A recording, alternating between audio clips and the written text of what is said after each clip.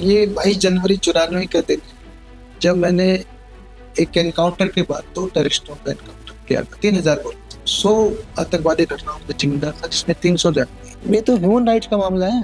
देखिए, एक तो है ड्रग्स की चुनौती, इसको लेके हमारे माननीय गृह मंत्री जी भी बहुत ज्यादा सजग है। कहीं ना कहीं ये भी ISI के को फंडिंग में सबसे बड़ा रोल ड्रग्स के पैसे का। वेस्ट साइड में है golden crescent, Afghanistan, Pakistan, Iran, ये साइड में गोल्डन क्रिसेंट, और इस साइड में है गोल्डन ट्रायंगल। ठीक है, लाओस, वियतनाम। या किसी को जबरदस्ती धर्म परिवर्तन करा रहे हो, या आपने जैसे फेक ID से शादी कर ली, सामने बनकर आए आप कुछ नाम बता प्रमोद, पता चला पीछे से आप कुछ और नाम था। तो मैं तो सोचता हूँ उन पे सोशल मीडिया पे बड़ा शिकंजा कसने की जरूरत है, और जो फेक नैरेटिव्स वाले लोग हैं इनके ऊपर कानून भी और मजबूत कानून आना चाहिए।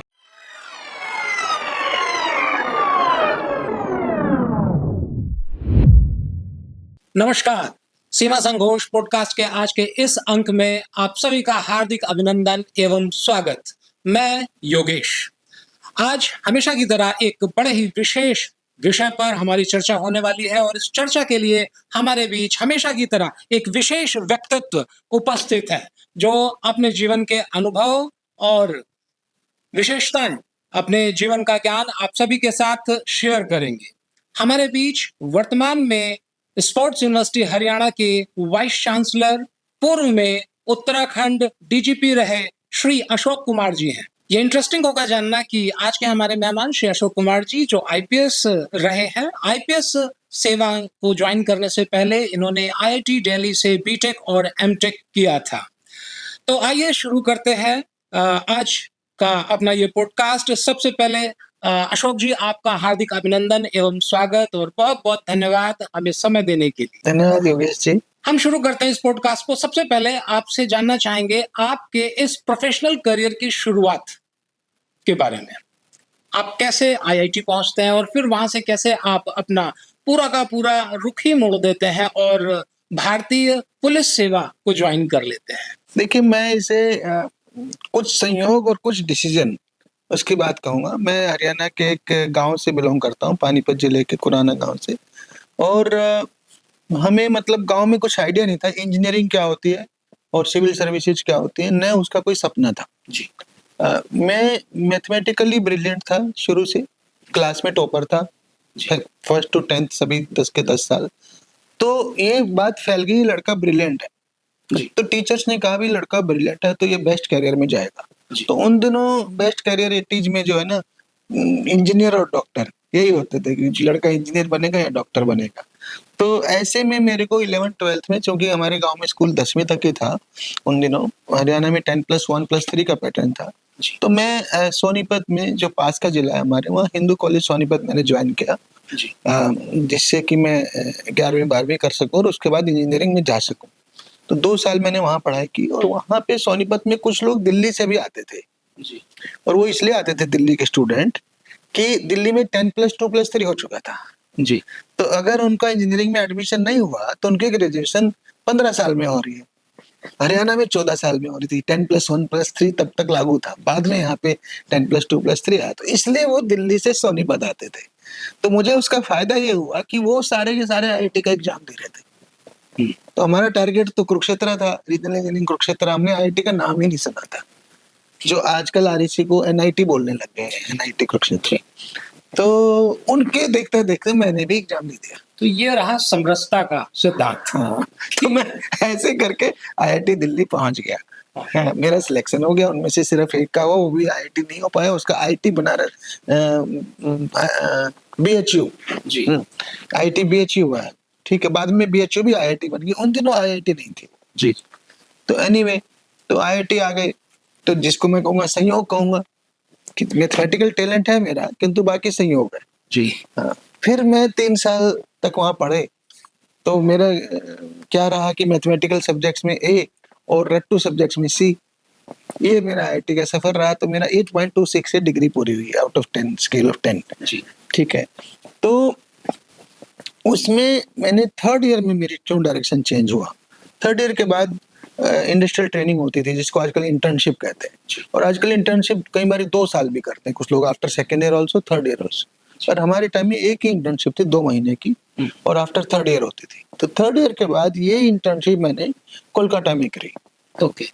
उषा फैंस के साथ। श्रीराम ग्रुप की कंपनी थी वो, और उषा फैंस बनते थे, उन दिनों सबसे पॉपुलर थे, सबसे फेमस थे। तो मैंने वहाँ पे अपनी 2 महीने की इंटर्नशिप की। तो उस इंटर्नशिप में मेरे को समझ आया कि this is not my cup of T. Okay. तब तक जो है ना वही किताबों में थे, किताबों से आइडिया नहीं होता ना इंजीनियर का रोल क्या है, काम क्या है। मैं मैकेनिकल इंजीनियर था, मेरी ब्रांच मैकेनिकल थी।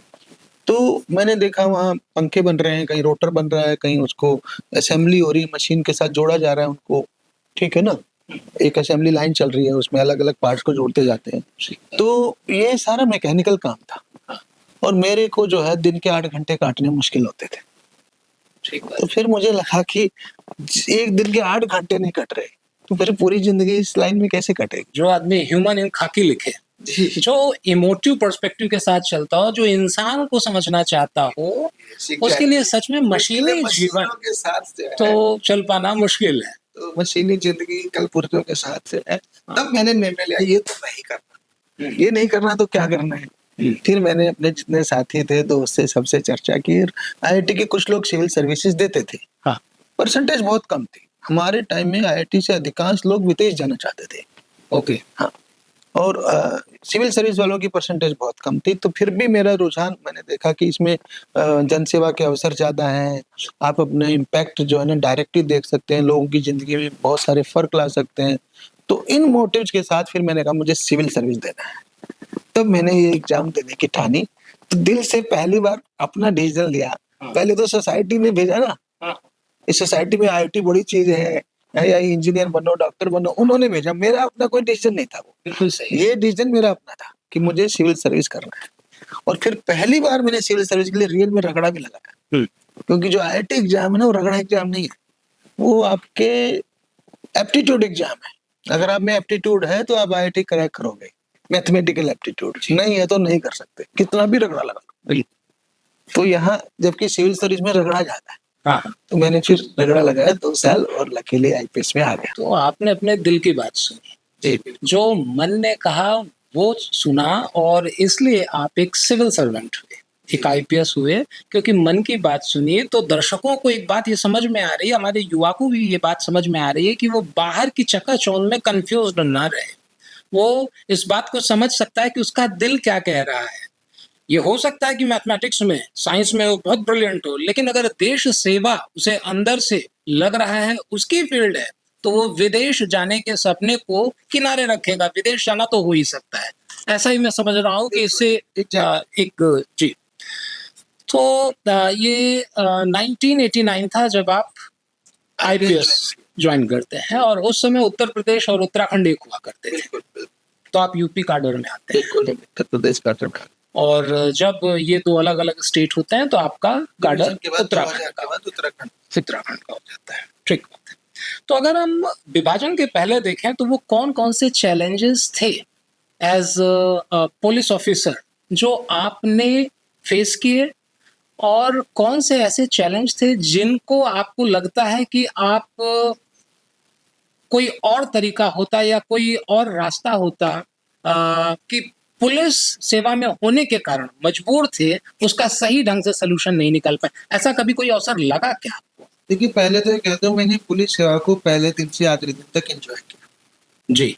यूपी में। मेरी पहली पोस्टिंग जो है एएसपी इलाहाबाद थी, आजकल प्रयागराज जी। एएसपी प्रयागराज, और आखिरी एसएसपी मथुरा थी जी। मेरे को 30 स्थलों पे नौकरी करने का बहुत अवसर मिला। हाँ। और उत्तराखंड में, यद्यपि मैं 94 में एसपी चमोली रह चुका था, 95 96 में एसपी हरिद्वार रह चुका था जी, किंतु दोबारा जब उत्तराखंड बनने के बाद गए उत्तराखंड, तो मैं पहली पोस्टिंग एसएसपी हरिद्वार थी, और लास्ट में आपको पता है डीजीपी के पद से रिटायर जी। तो मैंने पुलिस सेवा को पहले दिन से आखिरी दिन तक एंजॉय किया। और इसकी सबसे एक बड़ी खासियत ये है कि आपको लोगों की हेल्प करने के हजारों अवसर देती है, एक दो नहीं। बहुत अच्छा। मतलब डेली की एवरेज अगर आप मान लें कि एसपी की, हाँ। यूपी जैसे स्टेट में, तो यूपी में क्राइम वगैरह होता हूँ, तो 50 से 100 आदमी की लाइफ में आप चेंज लाते हो डेली। इतना बड़ा स्कोप है। आप सोचिए, आपके 35 साल 36 साल ऐसी सर्विस मिलते हैं, तो कितना अच्छा लगता है। तो बात तो ठीक है, हाँ। लेकिन इसमें अपने लिए भी, परिवार के लिए भी समय निकाल पाना एक चैलेंज होता रहा होगा। वो तो आदत ही छूट जाती है। कभी शिकायत नहीं मिलती थी? शिकायत खूब मिलती है। एक बार तो, कई बार 2-3 बार तो ऐसा हुआ कि पार्टी हमने थ्रो की, हाँ। मान लिया बेटी के बर्थडे पे पार्टी थी, हाँ। हम ही नहीं पहुंचे, तो नाराजगी तो होगी परिवार में कि आप लोगों को बुला रहे हैं, लोग आ भी गए हैं और आप होस्ट ही गायब है। क्या करें, भाई मजबूरी है, कुछ ऐसी मजबूरी आ गई। आपने परिवार से अभी एक अपनी बेटी का रेफरेंस दिया, अगर मैं गलत नहीं हूँ कुहू नाम है। Yes yes. तो जैसे आपको देखते हैं कि आप इंजीनियरिंग से सिविल सर्विसेज में आ जाते हैं, ऐसा ही कुछ आपकी बेटी के साथ भी है। वो स्पोर्ट्स में थी और वो भी वर्तमान में एक आईपीएस ऑफिसर है। हाँ, उसके भी लाइफ के चेंज के टर्न के लिए दूसरे तरह के फैक्टर जिम्मेदार थे।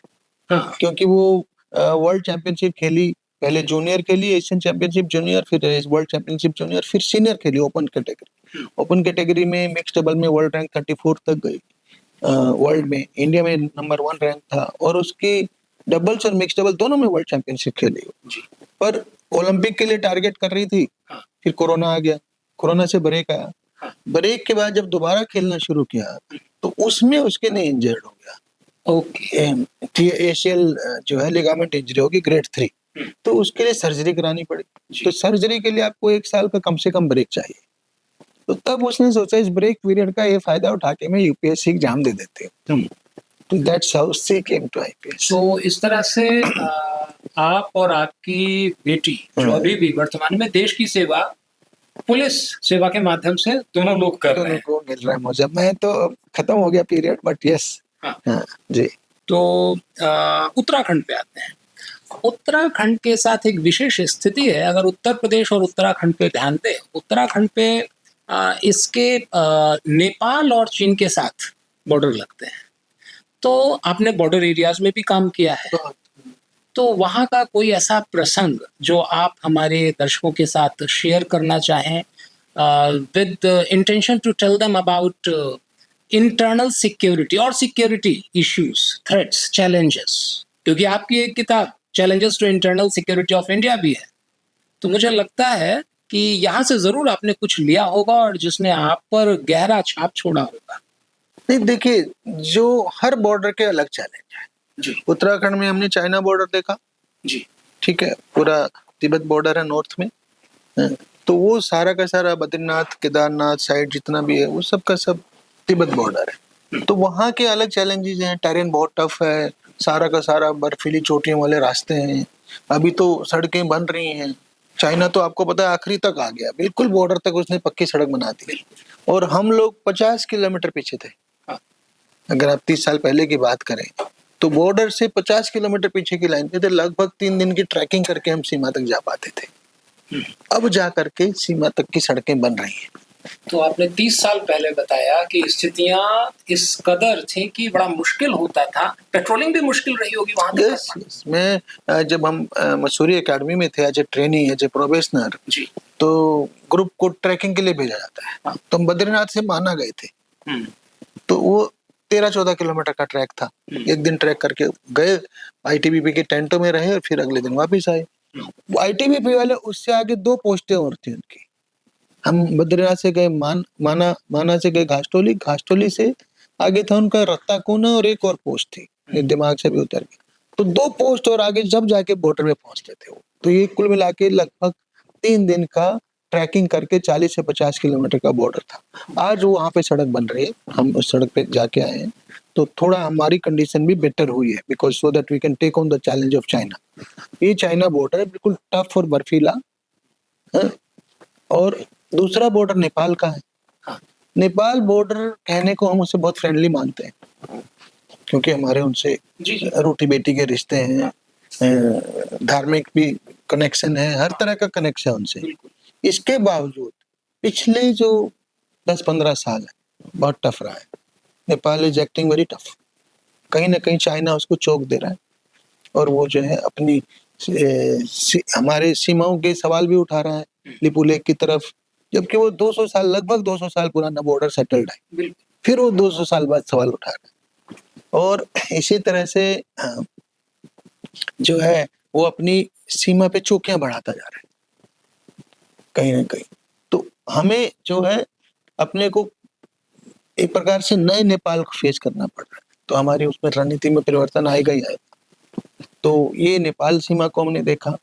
बाकी अगर हम बात करें, मैंने बीएसएफ में भी काम किया है, अच्छा, पाकिस्तान बॉर्डर पे भी काम किया, बांग्लादेश बॉर्डर पे भी काम किया। उनके अलग चैलेंजेस हैं। एक मालदा का रेफरेंस कहीं मैंने सुन रखा था। मैं बताता हूँ आपको। पहले तो उससे रेफरेंस ही पहले बता दूं, मैं 2007 में आईजे गढ़वाल था। अच्छा जी, तो ऋषिकेश में एक डकैती हमने वर्कआउट की। ओके।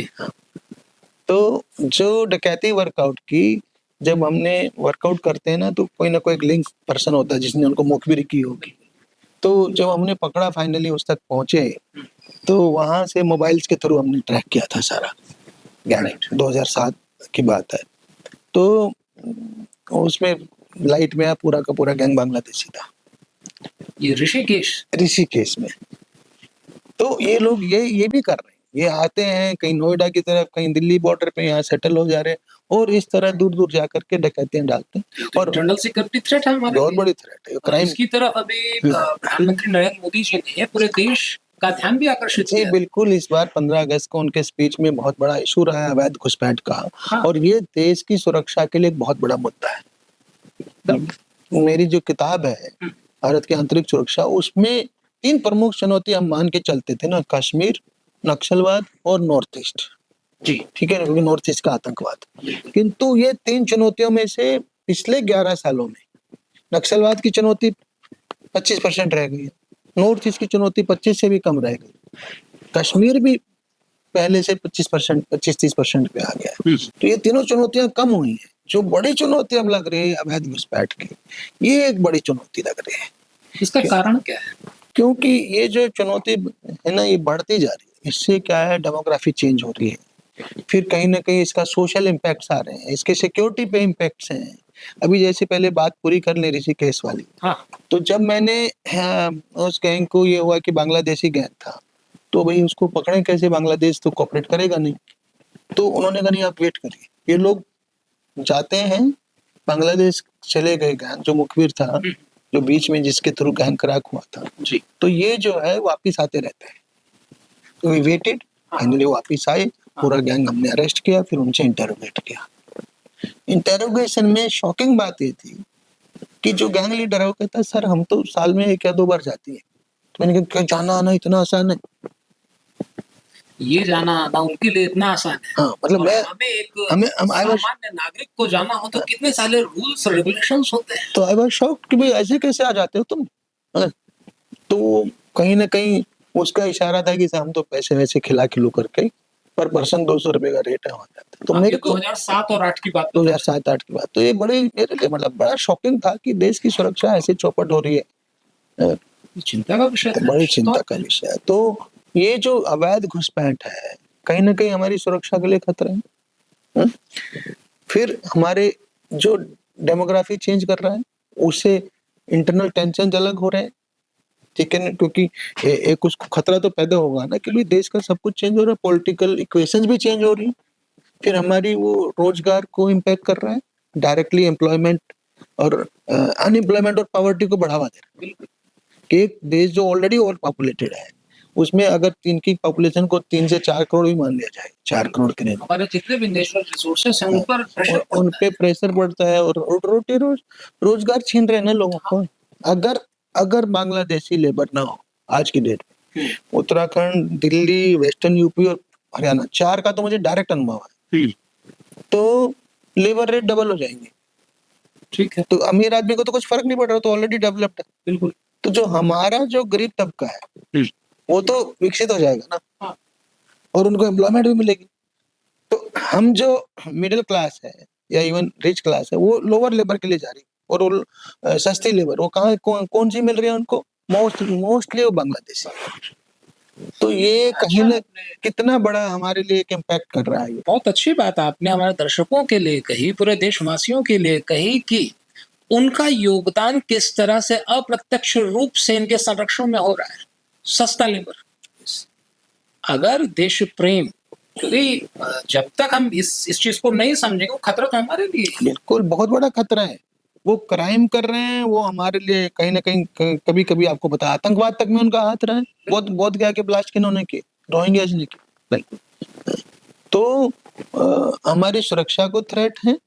सुरक्षा की अभी आपसे जो मैं बांग्लादेश आपने मालदा की जिसकी बात कर रही थी, मैं बताता हूँ आपको। मैं 2011 में आईजी साउथ बंगाल था जी। तो वेस्ट बंगाल साइड का जो बांग्लादेश का बॉर्डर है उसका हाफ एरिया साउथ बंगाल में है और हाफ एरिया नॉर्थ बंगाल में, जो सिलीगुड़ी, न्यू जलपाईगुड़ी की तरफ। तो मेरे तरफ साउथ का पोर्शन था मेरे पास, मेरी कमांड। उसमें एक बारी क्या हुआ कि गो तस्करों ने हमारे बीएसएफ के एक हेड कांस्टेबल को मार दिया, मर्डर कर दिया। वो गो तस्करी रोक रहा था और ये लोग गो तस्करी करना चाह रहे थे। तो उसी में वो हुआ, एक प्रकार से उन्होंने इस पे अटैक किया और ये बेचारा घिर गया अकेला। 5-6 थे वो लोग, उन्होंने उसको मार दिया। तो मुझे बड़ा गुस्सा है। हमने कहा भाई चलो इनको छोड़ना नहीं है किसी भी हालत में। तो हमने पूरी कंपनी ली बीएसएफ की और पूरे उसको रेड किया, उस एरिया को। तो जब मैं रेड किया तो जो किंग पिन था, जो इस पूरे गो तस्करी गैंग का, उस एरिया का, उसका 4 मंजिला महल था एक प्रकार से। और ये मालदा क्षेत्र की बात है, मालदा के जो बिल्कुल बॉर्डर फेंस के पास। और मैंने देखा फेंस से लगभग 1 किलोमीटर तक की चौड़ाई का एरिया, उसमें जितनी बस्तियां थी सब बांग्लादेशियों से भरी थी। तो बताइए हमारी सीमा की सुरक्षा कौन करेगा? सीमा पे तो एंटी नेशनल लोग बैठ गए भाई। जो जब तक मेरी सीमा पे मेरे देश प्रेमी लोग नहीं होंगे तो हमारा देश कैसे सुरक्षित रहेगा? वार के समय में, युद्ध के समय में ये लोग हमारा साथ देंगे कि बांग्लादेश का साथ देंगे? निश्चित तौर पे हमारे लिए थ्रेट है, तो हमारे लिए बहुत बड़ी थ्रेट है। तो ये मेरा अनुभव था जो मालदा वाला था। तो ये अवैध घुसपैठ हमारे लिए बहुत बड़ा खतरा है और भविष्य के लिए बहुत बड़ी चुनौती है।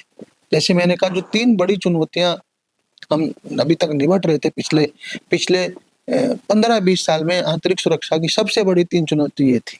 आने वाले समय में आंतरिक सुरक्षा की 3 जो बड़ी चुनौतियां होंगी, उसमें अवैध घुसपैठ एक, ड्रग्स दूसरी और साइबर क्राइम तीसरा। साइबर क्राइम पे भी मैंने किताब लिखी है, उसका टाइटल है साइबर एनकाउंटर्स जी। तो इन चुनौतियों को देखते हुए हमने अभी जो बाहर से लोग अवैध तरीके से घुस रहे हैं उस पे चर्चा की। आपने जो बिंदु लिए उसमें एक मुझे ध्यान पड़ता है, शायद माओवाद की तरफ भी आपने एक ध्यान दिलाया। उत्तराखंड को इसने किस जिलों को प्रभावित किया? उत्तराखंड में ये रुद्रपुर और नैनीताल की तराई में इसका गैंग, एक बार इन्होंने पूरा कैंप बनाने का पूरा प्लान बना लिया था और पूरी आर्म ट्रेनिंग का वो उसका एक गैंग पकड़ा गया था और उसको हमने निप इन द बड कर दिया। मतलब शुरुआती दौर में ये अरेस्ट कर लिया तो वो फैल नहीं पाए, वो वहीं पे खत्म हो गया। अदरवाइज इनके तो सपने थे, आपको पता ही है कि पशुपति टू तिरुपति पूरा रेड कॉरिडोर बना दे। हाँ, रेड कॉरिडोर नॉन स्टॉप हो जाए पशुपति टू तिरुपति। तो वो सपने इनके मेरे हिसाब से अब बिल्कुल जो है जमीन पे आ गए। अभी कन्फाइंड हो गए हैं। जैसे प्रधानमंत्री जी ने कहा 125 जिलों में किसी समय हुआ करते तो उससे ज्यादा 128 से 6 जिलों में आ गए, जो 6 हैं जहाँ पे ज्यादा प्रभावित है। टोटल जिले हैं 12 और 6 हैं जहाँ ज्यादा प्रभावित है नक्सलवाद से। तो नक्सलवाद पे मैं सरकार की बहुत बड़ी रणनीतिक जीत मानता हूँ कि जैसे मैंने कहा कि लगभग 10% पे आ गया है। जो पीक पे था ना 2010 में, जब इन्होंने सीआरपीएफ के, तब मैं 1 साल सीआरपीएफ में था, 76 लोगों की पूरी कंपनी को जो है एम्बुश करके उड़ा दिया था दांतेवाड़ा में। तो आज वो ऐसी हालत है कि आपको पता है पिछले दोनों सालों में 200 प्लस जो है नक्सलवादी मारे गए हैं और वो ढूंढ रहे हैं अपना हम किसी तरह की कैसे बचा जाए। यद्यपि मैं ये भी मानता हूँ कि नक्सलवाद खत्म जरूर हो रहा है, किंतु हमें फिर भी अलर्ट रहने की जरूरत है, क्योंकि जो इस तरह के विचारधारा वाले लोग हैं ना, तो उस विचारधारा से हमें सतर्क रहना पड़ेगा, क्योंकि उससे फिर से प्रोपेगेंडा फैला सकते हैं। बिल्कुल ठीक बात है। तो हमें काउंटर प्रोपेगेंडा की लगातार जरूरत है कि ये लोग देश की सुरक्षा नहीं चाहते, देश का इंटरेस्ट नहीं चाहते, या आम जो गरीबों के हितैषी बनते वो नहीं चाहते। इनका पर्पज ही है कि power flows through the barrel of the gun. मतलब ये लोग डेमोक्रेसी में विश्वास ही नहीं करते, तो किस बात के वो हम उनको सपोर्ट करें? पट्टा बनाते हैं गरीबों का और गरीबों का शिकार बनाते हैं पूरे देश को। यस, और मानवता और इंटरेस्ट उनके सारे सेल्फिश हैं। अभी 15 अगस्त को भारत के प्रधानमंत्री श्री नरेंद्र मोदी जी ने अपने भाषण में हाई पावर डेमोग्राफी मिशन की भी चर्चा की और बहुत स्ट्रांगली उन्होंने इस मिशन पर अपने विचार रखे हैं, लेकिन अभी इलेबोरेशन इसका बाकी है। आपको कैसे दिखाई पड़ता है कि ये मिशन किस दिशा में जा सकता है या कौन से ऐसे पॉइंट्स हैं जो कवर किए जाएंगे? देखिए, जैसा मैंने कहा अभी आपसे कि जो फ्यूचर की आंतरिक सुरक्षा प्रॉब्लम्स हैं, जी। उनमें से टॉप 3 में होगी ये और है हाँ। अवैध घुसपैठ। बिल्कुल। तो वो डायरेक्टली डेमोग्राफी में को चेंज कर रही है, अवैध घुसपैठ। और एक मैं आपको मुशर्रफ की स्टेटमेंट बताना चाहूँगा। परवेज मुशर्रफ जो थे, पाकिस्तान के मुखिया रहे, चीफ ऑफ आर्मी। तो उन्होंने कहा था कि भारत को तो बुलेट से नहीं, एक दिन हम बैलेट से ले लेंगे। तो ये बहुत बड़ी स्ट्रेटेजिक स्टेटमेंट है कि हमें बुलेट से लेने की जरूरत ही नहीं है। तो ये कहीं ना कहीं डेमोग्राफिक चेंज भी प्लान्ड है, पीछे से आईएसआई से इसके पीछे डायरेक्शन है, कहीं ना कहीं से फंडिंग है। तो ये जो डेमोग्राफी चेंज एक तो आ ही रहा है सबसे ज्यादा बांग्लादेश बॉर्डर से, फिर ये म्यांमार बॉर्डर से भी आगे रोहिंग्या। फिर दूसरा मैं देखता हूँ कि बर्थ रेट भी ज्यादा है, जो लोगों की चिंता है, वाजिब है। ठीक है। कि एक कम्युनिटी का जो बर्थ रेट है यहाँ पे, वो कंपेयर टू जो मेजोरिटी कम्युनिटी है उससे बहुत ज्यादा है। तो वो भी उससे भी पॉपुलेशन चेंज रेशो में चेंज आ रहा है, डेमोग्राफी में चेंज आ रहा है। और तीसरा धर्मांतरण का मुद्दा भी है। तो कहीं ना कहीं ये सारे मिला करके एक प्रकार से एक आशंका पैदा करते हैं जी कि अगर डेमोग्राफी चेंज होगी तो देश की सब कुछ चेंज हो जाएगा, पॉलिटिक्स चेंज हो जाएगी, सारी इक्वेशंस चेंज हो जाएंगी। और कहीं ना कहीं सुरक्षा का खतरा तो है ही। वेस्ट में और ईस्ट में दोनों तरफ हमारे एंटी इंडिया फोर्सेज आ गए हैं। अभी देखो आपने कैसे पाकिस्तान के आईएसआई ने चाइना और अमेरिका दोनों से एक साथ मिलकर, जबकि दोनों राइवल है, किंतु दोनों से एक साथ मिलकर के बांग्लादेश में तख्ता पलट कराया। तख्ता पलट किसका कराया? इंडिया फ्रेंडली गवर्नमेंट का। राइट। क्योंकि शेख हसीना तो इंडिया में पली बड़ी है। उसके तो फादर को, मुजीबुर रहमान को वहां पे असैसिनेट कर दिया गया था, खत्म कर दिया गया था। तो वो यहाँ आके बची है, यहाँ से शरण में रही है, इसलिए वो हमेशा इंडिया फ्रेंडली थी जितने साल रही पावर में। मेरे ख्याल से वो 13-14 साल रही पावर में। नहीं तो वो जो है पूरे की पूरी इंडिया फ्रेंडली बांग्लादेश गवर्नमेंट का तख्ता पलट के वहाँ एंटी इंडिया फोर्सेज आ गए हैं। वहीं पे नॉर्थ ईस्ट के टेररिस्टों को फिर से शरण देना शुरू कर दिया है और धमकी अलग देते हैं इंडिया को। ठीक बात है। ऐसा हो रहा है, सावधान होने की जरूरत है। आपने दो बातें रखी। एक तो ये रखा कि डेमोग्राफी चेंज हो रहा है बाहर के जो प्रयास हैं, स्पेशली आपने एक रेफरेंस दिया परवेज मुशर्रफ का कि कैसे by means of sending people from outside India into India demography is being changed. दूसरी चीज आपने ली कन्वर्जन भी, और अभी कन्वर्जन हाल में एक छांगुर बाबा का नाम बहुत तेजी से सामने आया और हमने देखा कि किस तरह से अंदर से खतरा है। देखिए, छांगुर बाबा के गैंग का भंडाफोड़ होना जी कहीं ना कहीं उन आशंकाओं को सही साबित कर रहा है कि ये जो धर्मांतरण है ये कहीं ना कहीं से पेड है। हाँ, ये भी कहीं ना कहीं किसी न किसी पीछे के फोर्सेज हैं बाहर के जो इसकी फंडिंग कर रहे हैं। और कैसे आप देखो कितने 100 करोड़ रुपया उसके पास निकल रहा है, कितने कितने खाते उसके पास हैं, कहाँ कहाँ से फंडिंग हो रही है बाहर से। तो इसीलिए ना कि डेमोग्राफी चेंज हो। और भी छांगुर बाबा हो सकते हैं हिंदुस्तान। बिल्कुल हो सकते हैं, वो अकेला होगा तो संभव ही नहीं है। हाँ। आईएसआई जैसे आतंकवाद के लिए 50 मॉड्यूल पर क्रिएट करती है तो उसने 50 प्रयास करे होंगे। ये तो यूपी का एक, यूपी में 10 होंगे, बाकी तो छोड़ दीजिए, आप पूरा देश है, केरला तक देश भरा पड़ा। तो जाने ऐसे कितने उन्होंने पैदा कर रखे हो। ठीक कह रहे हैं आप। केरला स्टोरी मूवी भी आती है जिसने इस पर ध्यान आकर्षित किया है हमारा, द केरला स्टोरी, सुदीप्तो सेन की, जिन्हें अभी हाल में बेस्ट डायरेक्टर अवार्ड भी मिला है। इन एनी केस अगर हम इसी पॉइंट पर जाते हैं कि अंदर कन्वर्जन एक प्लान के तहत चल रहा है, सरकारें हमारी चेती हुई हैं और भंडाफोड़ कर रहे हैं, रोकने की कोशिश कर रहे हैं, समाज के लोगों का कैसे इसमें सहयोग मिल सकता है? उन्हें क्या करना चाहिए? कैसे सावधान रहना चाहिए कि कहीं वो शिकार तो नहीं बन रहे हैं? देखिए, ये लोगों को आसानी से समझ नहीं आता है। डिपेंड करता है आप किस किस वर्ग से वो करते हैं, किस विचारधारा को फॉलो करते हैं। तो एक वर्ग विशेष है जो अपने को सो कॉल्ड इंटेलेक्चुअल कहता है, तो वो उस बात को आसानी से नहीं समझ पा रहे हैं कि ये प्लान्ड एजेंडा है। उसको उस उनके दिमाग में कहीं न कहीं इस बात को सच्चाई दिखाने की ज़रूरत है उनको कि वो एक प्रकार से या तो कह लें हम लेफ्टिस्ट प्रोपेगेंडा उसके शिकार हो रहे हैं और वो सच्चाई देख नहीं पा रहे हैं या वो षड्यंत्र नहीं देख पा रहे कि इसके पीछे कितना बड़ा षड्यंत्र काम कर रहा है। या वो देखना ही नहीं चाहते, ऐसा भी हो सकता है क्या? वो बिकॉज़ वो एक ऐसी विचारधारा से कहीं न कहीं वो है ना आच्छादित है कि वो इस चीज़ को देख नहीं पा रहे और इसलिए फिर देखना भी नहीं चाहते हैं। ऐसी विचारधारा के जो लोग हैं वो दूसरे लोगों को प्रभावित करते हैं, तो वो जो दूसरे लोग हैं उनको कैसे रोका जाए? ये ऊपर के जो लोग हैं इनके व्यक्तिगत स्वार्थ निहित होते हैं। ये जो उदाहरण के लिए मैं फिर से उदाहरण दूंगा उसी मूवी का, द केरला स्टोरी। वहां पर जो नए स्टूडेंट आ रहे हैं, लड़कियों को दिखाया जाता है, उनको प्रभावित किया जाता है और कन्वर्ट किया जा रहा है। और ये चीजें रियल लाइफ में भी हो रही हैं, तभी क्योंकि फिल्में जो है समाज का आईना होती हैं। तो ये जो इससे जुड़े हुए लोग नहीं हैं बल्कि प्रभाव में आ जाते हैं, इनके लिए क्या कोई संदेश आपको लगता है कि कोई कोई एक कारगर सिस्टम हो सकता है जिससे कि इनका मन मजबूत रहे? मेरे विचार से पिछले 15 साल में चेंज आया है, परंतु टाइम लगता है। जी।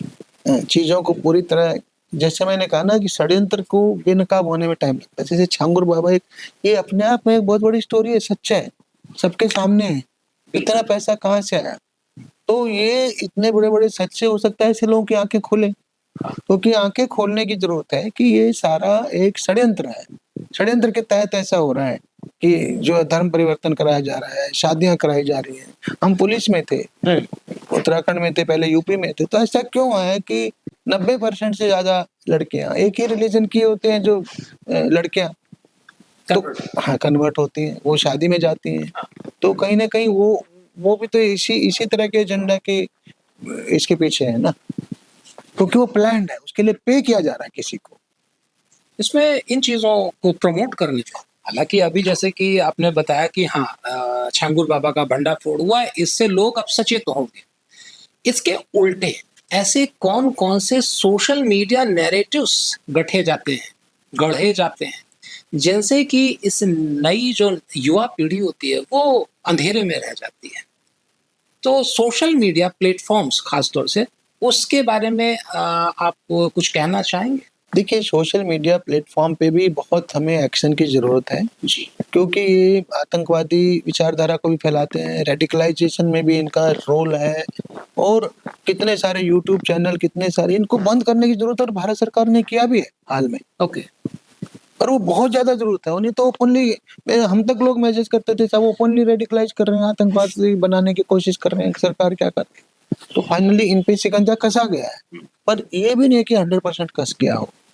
तो ये जो लोग हैं, जो गलत नैरेटिव फैलाते हैं, जो राष्ट्र विरोधी बातें करते हैं, राष्ट्र विरोधी बातें प्रसारित करते हैं, जो आतंकवाद के फ़ेवर में बातें प्रसारित करते हैं, जो ऐसे लोगों पे जो फेक नैरेटिव क्रिएट करते हैं, तो मैं तो सोचता हूँ उन पे सोशल मीडिया पे बड़ा शिकंजा कसने की ज़रूरत है और जो फेक नैरेटिव्स वाले लोग हैं, इनके ऊपर कानून भी और मजबूत कानून आना चाहिए। साइबर सेल इस पे कुछ कर रही है? साइबर सेल करती हैं, बट साइबर एक्ट ना बहुत हल्का है, उसमें सज़ा का प्राविधान बहुत कम है।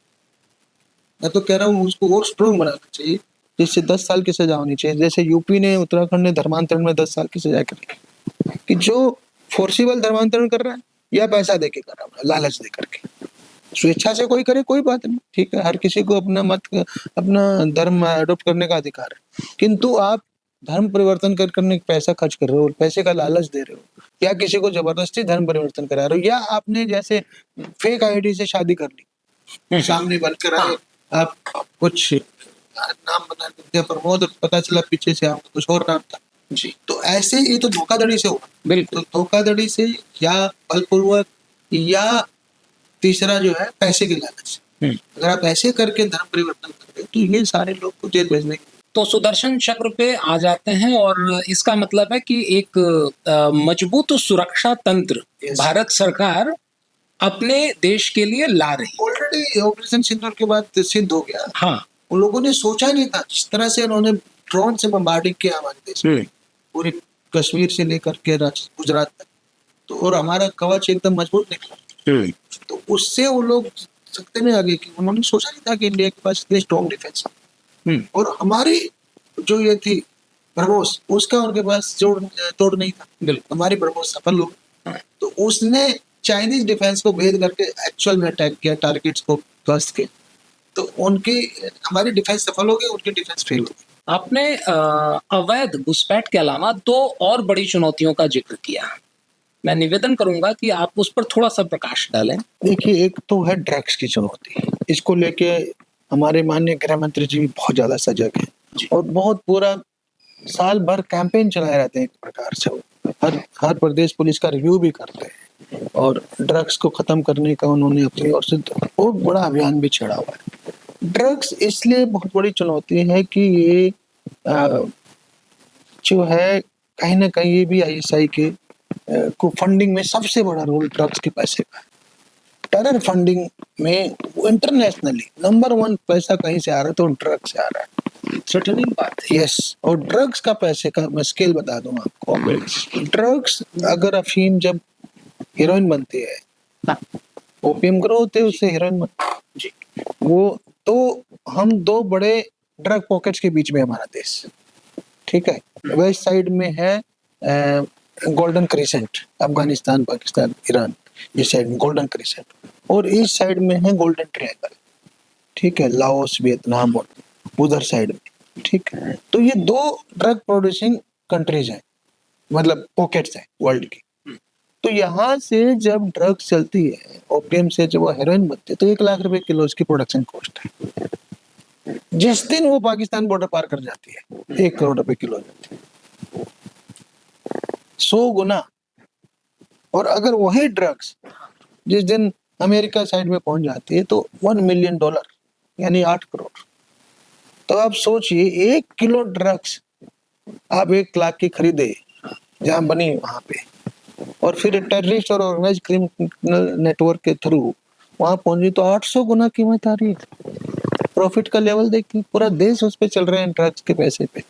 तो ये जो पूरा आतंकवाद है, इसकी फंडिंग ही ड्रग्स से हो रही है, और हमारा युवा बिना ये सब समझे इसके जाल में फंसता जा रहा है। सबसे पहले पंजाब फंसा, अब तो मुझे लगता ही नहीं देश का कोई भी प्रदेश बचा हो, सब जगह ड्रग्स का जाल फैलता जा रहा है। तो ये बहुत बड़ी चिंता का विषय है, और इसके पीछे मतलब पूरे देश को जो है ना, दोनों तरफ लगना पड़ेगा। एक है डिमांड साइड, एक है सप्लाई साइड। तो डिमांड साइड को रोकने के लिए हमें युवा पीढ़ी में जागरूकता फैलानी है कि ड्रग्स मजा नहीं, ड्रग्स सजा है। और सप्लाई साइड को रोकने के लिए हमें जितने भी एनफोर्समेंट एजेंसीज हैं, हर स्टेट पुलिस है, बॉर्डर सिक्योरिटी फोर्स है, और जो एनसीबी है, इन सब को स्ट्रॉन्ग करना पड़ेगा कि पूरा कहाँ गैप्स हैं, कहाँ कैसे ड्रग्स आ जा रही है, कार्टेल्स कैसे ऑपरेट कर पा रहे हैं। पिछले कुछ 2-3 साल में बड़े रिकवरीज हुई है, गुजरात में भी हुई है, महाराष्ट्र में भी हुई है, वो उसको कंटिन्यू करने की जरूरत है।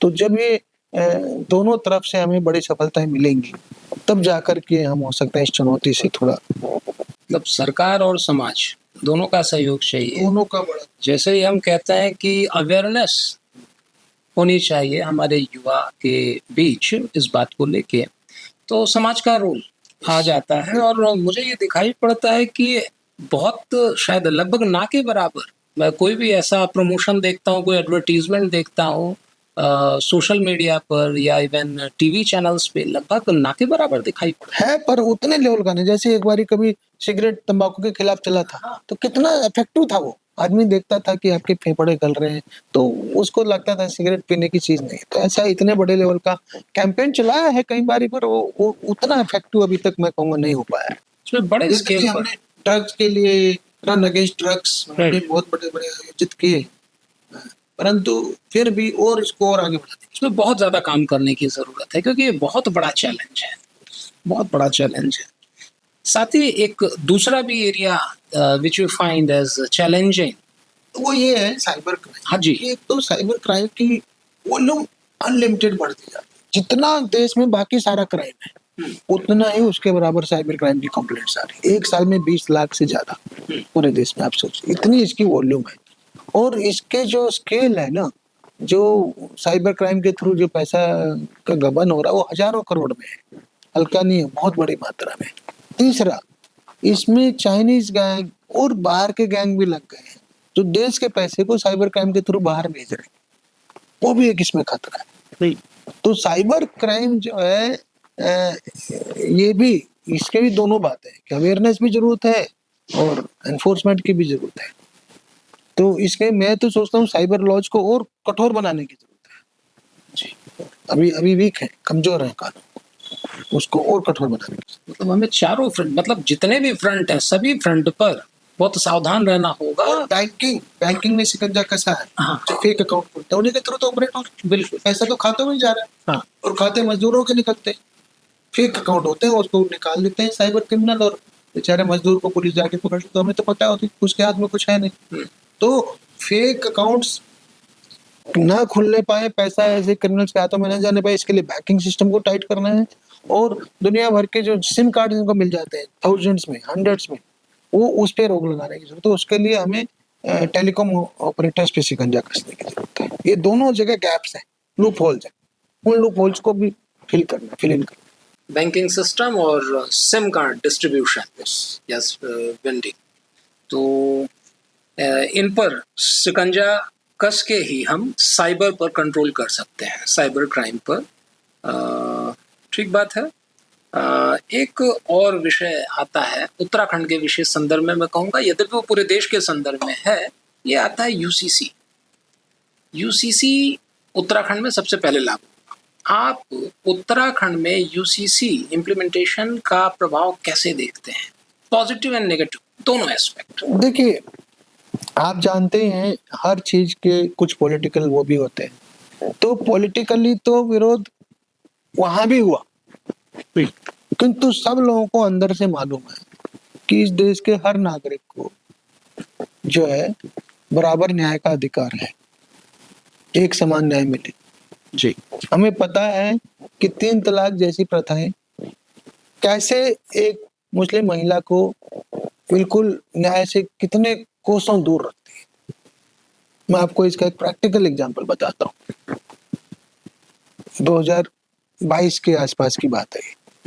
एक महिला मुझे अप्रोच करी, वो 7-8 महीने की प्रेग्नेंट थी। उसने कहा, सर मेरे पति ने मुझे 3 तलाक दे दिया। मैंने कहा फिर?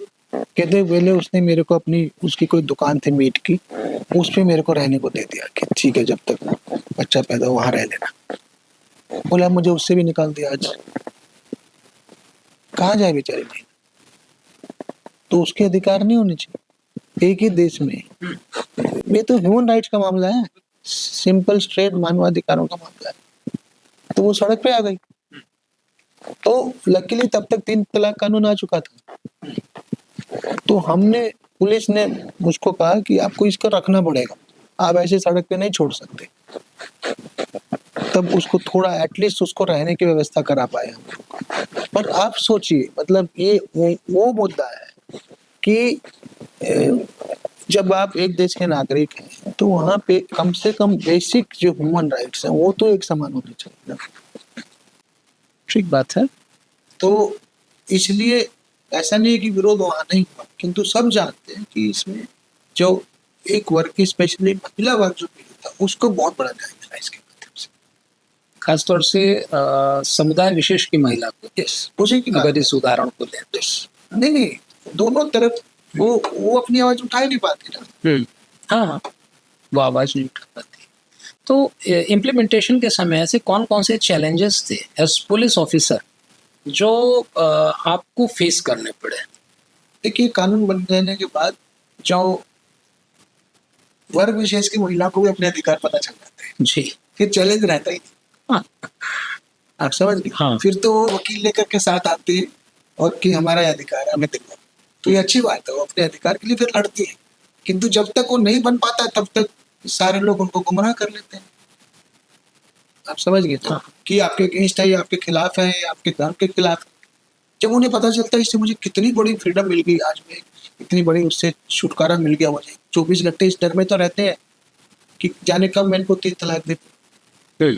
तो वो एक कितनी बड़ी उनके लिए समानता का अधिकार। मेरा सवाल इस पे एक और भी था। यूसीसी ये तो इंडिविजुअल्स या फैमिलीज पर हम देखते हैं, इंटरनल सिक्योरिटी के पर्सपेक्टिव से यूसीसी का इम्प्लीमेंटेशन क्या किसी तरह का चैलेंज लेकर आया? नहीं, कोई मेरे हिसाब से कोई बड़ा चैलेंज नहीं आया। मेरा भी इम्प्लीमेंटेशन मेरे टाइम में नहीं हुआ, इसके रूल्स बाद में बने, किंतु अभी तक मुझे पता है वहाँ का कोई चैलेंज नहीं। जो जैसे मैंने कहा कि खाली वो एक राजनीतिक विरोध करना होता है, आप जानते हैं वोट की, ठीक यहाँ पे है, हमारा एक लोकतंत्र है, लोकतंत्र तो है। एक पार्टी हमेशा एक पार्टी जो करेगी दूसरी पार्टी उसका विरोध उसके करेगी, opposition में रहेगी। वो नेचुरल है। तो उसको छोड़ करके ग्राउंड पे कोई प्रॉब्लम मेरे को नजर नहीं आती। ये जो डेमोग्राफिक चेंज आता है, डेमोग्राफिक चेंज के कारण यूसीसी पर किसी तरह का प्रभाव? नहीं, मुझे तो ऐसा नहीं लगता। वो तो देखिए, यूसीसी का जैसे मैंने कहा विरोध खाली कागजी था या मतलब राजनीतिक था, ग्राउंड पे विरोध नहीं। ठीक है, कहने का मतलब है कि सिर्फ पॉलिटिकल विरोध था, हम यही कह सकते हैं। और जो कुछ भी चेहरा दिखाई पड़ता था समुदाय विशेष का, वो पॉलिटिकली एजिटेटेड था। वो व्यक्ति विरोध नहीं था, व्यक्ति के द्वारा किया गया विरोध नहीं था। और जिनके लिए बना है वो लोग इससे खुश हैं। हाँ, उनको पता चल रहा है कि हमारे लिए तो बहुत बड़ा जस्टिस मिल गया। बहुत अच्छा कानून है, इंसान और इंसान के बीच भेद न रहे। हाँ, नहीं, और न्याय, उनका भी न्याय का अधिकार। हाँ, बिल्कुल ठीक बात है। वहीं पे दूसरी औरतें हैं जिनको आदमी दूसरी शादी करने का अधिकार नहीं, यहाँ कि आपके इस बगल में जब दूसरी शादी आके फ्री हो जाती, तो उसके तो अधिकार छीनते हैं ना बेचारे। बिल्कुल। इसी तरह से तलाक वाली बात है, 3 तलाक वाली बात है, रोल भी बहुत सारे मुद्दे हैं। आगे बढ़ते हैं और एक इंटरेस्टिंग सेक्शन है हमारा, जहाँ पर हम पहुंचेंगे, लेकिन उसके ठीक पहले आपने कुछ विशेष पहलें की हैं जिन्हें हम प्रेरक पहल के नाम से जानते हैं, जिसमें कुछ जो मुझे अभी सामने है, एक मिशन हौसला, ऑपरेशन मुक्ति, ऑपरेशन मर्यादा, ऑपरेशन स्माइल इत्यादि हैं। इन पे कुछ थोड़ा सा प्रकाश डालेंगे हमारे दर्शकों के लिए? बहुत धन्यवाद, आपने पूछा। ये हमारे दिल के बड़े करीब है। ये 3-4 मिशन में 3-3.5 साल तक एडीजी लॉ एंड ऑर्डर है ना जी, और एडीजी लॉ एंड ऑर्डर, फिर डीजीपी रहा 3 साल, तो 6-6.5 साल में मैंने इसको लागू किया। तो जो मिशन हौसला था कोरोना के दौरान लागू किया था। एक टाइम था जब सबका हौसला टूट रहा था। बिल्कुल। लोगों को ऑक्सीजन नहीं मिल रही थी, लोगों को हॉस्पिटल में बेड्स नहीं मिल रहे थे। कोरोना का जब फेज आया था, फेज 2 सेकंड फेज, हाँ, कि हॉस्पिटल में जगह नहीं थी, ऑक्सीजन सिलेंडर नहीं मिलते थे, एम्बुलेंस नहीं मिलती थी। तो ऐसे में हमने क्या किया, मिशन हौसला चला कि पुलिस नोडल है, जिसको खाने की जरूरत है पुलिस को फोन करो, जिसको ऑक्सीजन की जरूरत है पुलिस को फोन करो, जिसको एम्बुलेंस चाहिए पुलिस को, जिसको बेड नहीं मिल रहा पुलिस को, एक कॉमन नंबर देते जी, और फिर हम सब कोऑर्डिनेट करें। अब ऐसे है कि एक जगह सिलेंडर गया ऑक्सीजन, उसकी आवश्यकता खत्म होगी, वहीं रह गई, क्योंकि वो सोचा फिर ना आ जाए कोरोना दोबारा। हमने वहां से उठाया दूसरी जगह पहुंचा दिया। हमने कहा भाई जब तुम्हें जरूरत होगी तुम्हें भी ला के देंगे। तो हमारा भरोसा बढ़ा, मतलब कई बार 20-20 किलोमीटर पैदल पहाड़ों के रास्तों पे 2 सिपाही हमारे ऑक्सीजन सिलेंडर कंधों पे ले जाके सप्लाई दे के आते थे घरों, ऊपर से नीचे तक पूरा सिस्टम सभी उसमें सब थे। तो उसमें सारी जनता भी जुट गई हमारे साथ, खाली पुलिस नहीं, सारे लोगों ने हमारा साथ दिया। तो सबका हौसला बढ़ता चला गया और कोरोना से ज्यादा बाहर आए। इसी तरह जैसे कोरोना में लोग दाह संस्कार भी नहीं करते थे, हम लोग करते थे मिशन हौसला के तहत, जो आम करते थे। तो ये था मिशन हौसला। अब जो है, जो बाकी ऑपरेशन मुक्ति, ऑपरेशन मुक्ति हमारा मेरे दिल के सबसे करीब है, क्योंकि ये हमने बच्चों को बैगिंग से मुक्ति दिलाने के लिए किया था। जो बच्चे बेचारे भीख मांगते हैं या गुब्बारे बेच रहे हैं, गुब्बारा थोड़े बेच रहा, कुल मिला के हम उन पे दया करके खरीदता है आदमी कि यार इसके बेचारे को खाने को मिल जाए। पर हमने देखा कि हम उसको दया करके उसकी हेल्प नहीं कर रहे हैं, क्योंकि उसका परिवार उस पर डिपेंडेंट हो रहा था। मैंने सर्वे करवाया तो हर परिवार की 15,000 की एवरेज इनकम आ रही थी बच्चों से। तो अपने खुद तो काम करते नहीं माँ बाप, और इनको भेज देते हैं सड़कों पे। फिर आपने पैदा क्योंकि जब आप उनको बचपन नहीं दे सकते, उनका बचपन में जब उनके हाथों में किताब होनी चाहिए थी, उस समय उनके हाथों में आपने कटोरा पकड़ा दिया, बहुत ही दर्दनाक है, मतलब है ना। तो हम कह रहे हैं कटोरा नहीं किताब दो, भिक्षा नहीं शिक्षा दो। भिक्षा से शिक्षा। हाँ, भिक्षा से शिक्षा। हमने स्लोगन दिया था लोगों को कि आप इन्हें भिक्षा मत दो, भिक्षा नहीं शिक्षा दो। अगर आप इनका भला चाहते हैं इनको स्कूल में डालें। तो इस ऑपरेशन मुक्ति से मेरे टाइम में जो है 4000 बच्चों को हम स्कूल में डाल चुके थे, अभी भी कंटिन्यू हो रहा है। तो ये है ऑपरेशन मुक्ति। ऑपरेशन मर्यादा। ऑपरेशन मर्यादा ये था कि उत्तराखंड एक तीर्थस्थलों की जगह है जी। हरिद्वार से लेके बद्रीनाथ केदारनाथ जी तक गंगोत्री जमुनोत्री तक तीर्थ स्थल है सब जगह। तो हम कहते हैं आप गंगा जी पे आए, पुण्य करने आए, वो तीर्थ स्थल घूमने आए, तो इसकी मर्यादा भी बना के रखें। लोग बाग वहाँ पे आके नशा करेंगे, ड्रग्स लेंगे, ड्रिंक्स करेंगे, तो वो ऐसे लोगों को फिर के विरुद्ध हमने अभियान चलाते कि यहाँ ये अलाउड नहीं है। फिर ऐसे लोगों को हम पकड़ते थे या जुर्माना लगाते थे या जेल भेजते थे। ये था ऑपरेशन मर्यादा कि यहाँ की मर्यादा बना के रखो तीर्थ स्थलों की। मर्यादा में सदैव रहना चाहिए सभी को। जी। देश काल परिस्थिति के हिसाब से सब चीज की अपनी मर्यादा होती है। और जो ऑपरेशन स्माइल है, हाँ। ये अकेले उत्तराखंड का नहीं, और जगह भी कॉमन है 3-4 स्टेट्स में। जी। और ये है खोए हुए लोगों को मिलाना। जी। तो हम साल में 2 बार ये अभियान चलाते थे और टीमें बनाते थे 8-10 स्पेशल टीम। तो जितने जहाँ पे बच्चे रखे जाते हैं जिनके माँ बाप नहीं होते, ऑर्फनेज।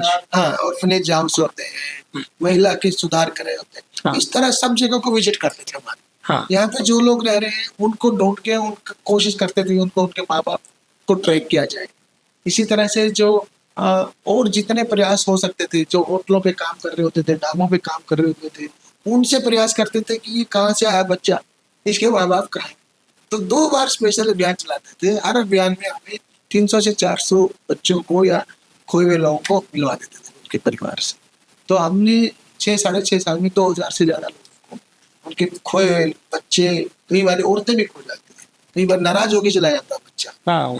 तो ऐसे करके मिलवा। कितना बड़ा रिलीफ, ऑपरेशन कितना बड़ा रिलीफ है। बच्चा खो जाए किसी का तो उसका तो जीना मुश्किल हो जाए, जी नहीं सकता। सही मायने में आपने एक सेवा के माध्यम से देश की सेवा की है। मैं इसको खाके में इंसानियत बोलता हूँ और हमने उसी को जिया है और उसी को एक प्रकार से उसी के रूप में ड्यूटी की हमेशा। ये बहुत बहुत अच्छा जज्बा था। इसकी जितनी हम सराहना करें और उतना कम है। धन्यवाद जी। अभी हम अपने अंतिम पड़ाव पर आ चुके हैं आज के, और इस पड़ाव का नाम है रैपिड फायर राउंड। इस पड़ाव में आपके सामने कुछ प्रश्न आएंगे और इन प्रश्नों के उत्तर जल्दी से छोटे, अर्थात लगभग एक सेंटेंस या कभी कभी सिर्फ एक शब्द में हम आशा करते हैं कि आपसे मिलेगा। तो पहला प्रश्न है, एक शब्द में, भारत की सबसे बड़ी सुरक्षा चुनौती क्या है? कश्मीर का। कश्मीर के पीछे पाकिस्तान है, उसे खत्म नहीं होने देता, जिंदा रखना चाहता है, उनकी रोजी रोटी इसके। जी। दूसरा, सीमाओं की सुरक्षा के लिए फिजिकल बैरियर या टेक्नोलॉजी? दोनों। साइबर क्राइम रोकने का पहला कदम क्या होना चाहिए? अवेयरनेस, लोगों में जागरूकता फैलाना। जी, सेल्फ अवेयरनेस। सही। तीसरा, यूसीसी सामाजिक सुधार या कानूनी मजबूरी? सामाजिक सुधार। डेमोग्राफिक चेंज, मिथक या हकीकत? पूरी हकीकत। आपका पसंदीदा राष्ट्र सेवा नारा क्या है? ऐसे तो बहुत है, पर आज के माहौल में मैं कहूँ तो ड्रग्स मजा नहीं, ड्रग्स सजा। एक किताब जो हर पुलिस कर्मी को पढ़नी चाहिए? मैं कहूँगा खाकी में इंसान। एक किताब जो हर युवा को पढ़नी चाहिए? भारत की आंतरिक सुरक्षा। आपके करियर का सबसे गर्व का पल? ये 22 जनवरी 94 का दिन है, जब मैंने एक एनकाउंटर के बाद 2 टेररिस्टों का एनकाउंटर किया था और 3 घंटे एनकाउंटर चला जिसमें 3000 गोली। और ये जो एनकाउंटर था, जो टेररिस्ट थे, इनका जो कैंडिडेट था, करीब 100 आतंकवादी घटनाओं का जिम्मेदार था, जिसमें 300 जन। युवाओं के लिए जिम्मेदार नागरिक बनने का पहला नियम? राष्ट्र सर्वोपरि। अशोक जी, इस पॉडकास्ट का अनुभव आपके लिए कैसा रहा? बहुत मजेदार, मैंने भी अपनी जर्नी जी ली दोबारा। और अंत में आपसे निवेदन होगा कि आप हमारे श्रोताओं के लिए अपना एक संदेश दें। मैं तो यही कहूँगा कि जो देश की आंतरिक सुरक्षा की चुनौतियाँ हैं, बहुत बड़ी हैं और 1971 के बाद पाकिस्तान जो है उसको समझ आ चुका है कि भारत से सीधी लड़ाई में नहीं जीता जा सकता। इसलिए 1971 के बाद पाकिस्तान प्रॉक्सी वार की नीति फ़ॉलो कर रहा है।